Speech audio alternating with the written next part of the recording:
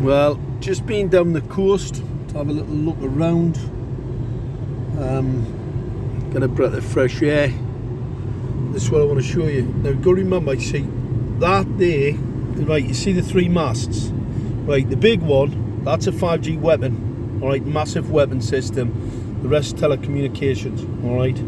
Look at the tells round here. Look, you see there's another mast there. Now, the larger one, that's a directional weapon system, massive power output. It's got a massive kill range, and it's quite interesting that it's here. But also what I want people to take into consideration, you see the LED lights that the councils have fitted. These bankrupt councils, where they're getting the money from to put this toxic technology. I mean, I know they're thick, I know they're pretty dim. We showed that in the court when we're up against Gateshead Council. They are pretty dim, but those LED light systems are biologically toxic, so they kill all the pollinators. You know, this is the plan. Yeah, this is the plan, and we're seeing those LEDs absolutely all over. So we're seeing LEDs. The 450 nanometers, the blue phosphor coated ones, they have a pulse modulated frequency that kills all the pollinators. That's why there isn't any pollinators flying around them at night. You know, in the summer nights when you used to see, you know, pollinators flying around these LEDs, they're dead. That's an environmental crime. It's a criminal enterprise. See, local authorities basically have to carry out public consultation, environmental impact, health impact analysis, and obviously human rights implications of the installation of technology that's extremely toxic, untested, unregulated. What's really interesting, it's uninsurable.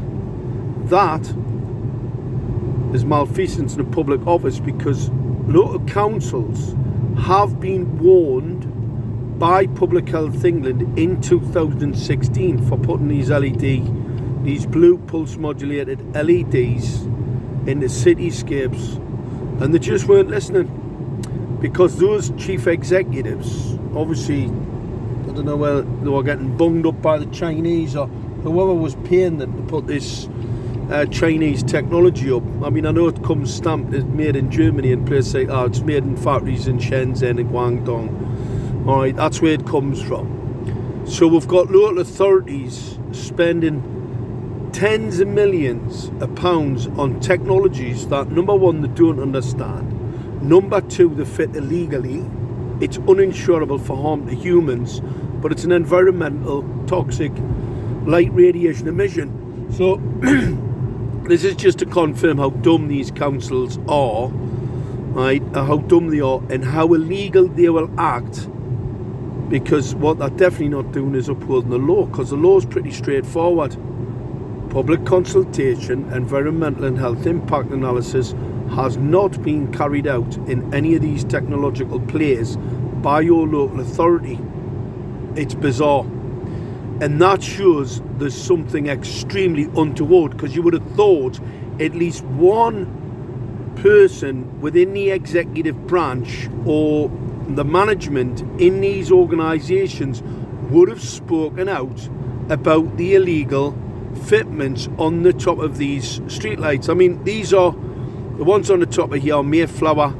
They've got a 3,300 watt relay, and they've got directional antenna systems on some of them.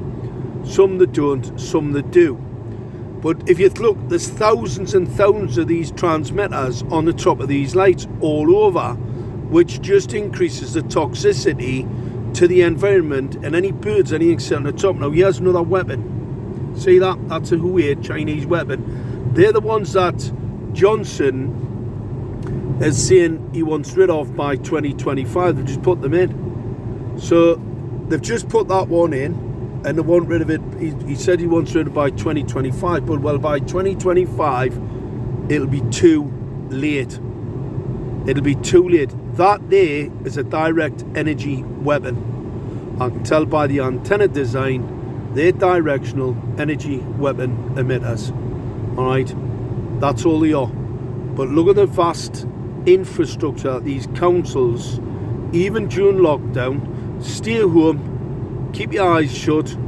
Don't let us see we fit this technology while you're all locked up in your homes. Is that what's happening at the NHS? Because that's a total fraud as well.